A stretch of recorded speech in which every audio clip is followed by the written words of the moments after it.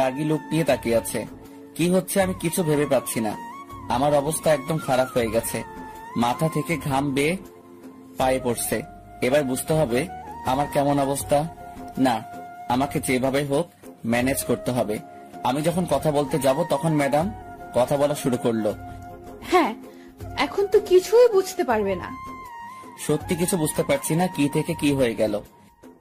এটা ধরো। কি এটা ম্যাডাম?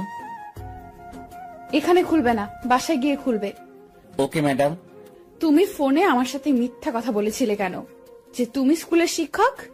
আসলে আমি বুঝতে পারি নাই আপনি, তাই একটু মজা করার জন্য সব বলেছিলাম।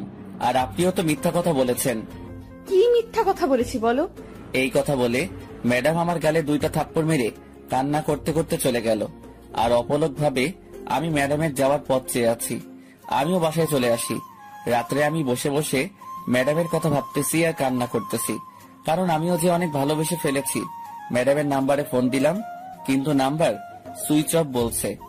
একভাবে 7 দিন ফোন দিচ্ছি, কিন্তু নাম্বার সুইচ অফ। আর এই 7 দিন আমি খুব কান্না করেছি। আমি রাগ করে অনেক 5 দিন ফোন অফ করে রাখলাম।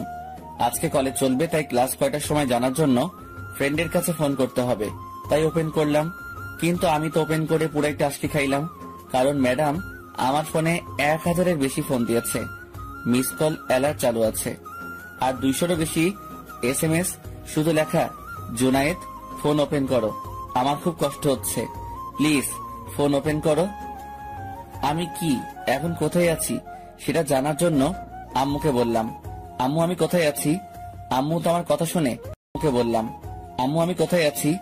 আম্মু তো আমার কথা শুনে কান্না শুরু করে দিল আর বলছে আমার আব্বুকে দেখে, দেখো জুনায়েদের আব্বু, আমার ছেলে কি হয়ে গেল?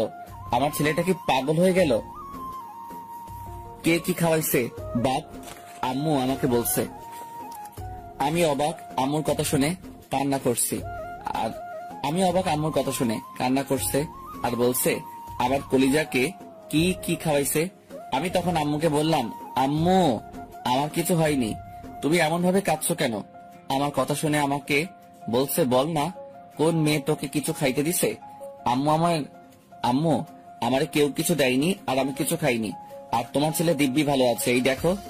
আম্মু কিছুটা শান্ত হয়ে বলল, তাহলে এখন তুই ওই কথা বললি কেন? ধুর, আমি এমনি বলেছিলাম বলে কুষ্টিয়া চলে আসলাম। তো কলেজে ঢুকতে খুব ভয় করছে, তাও গেলাম। ক্লাসে গিয়ে তো আমি অবাক, কারণ এই সময় ফিজিক্স স্যারের ক্লাস।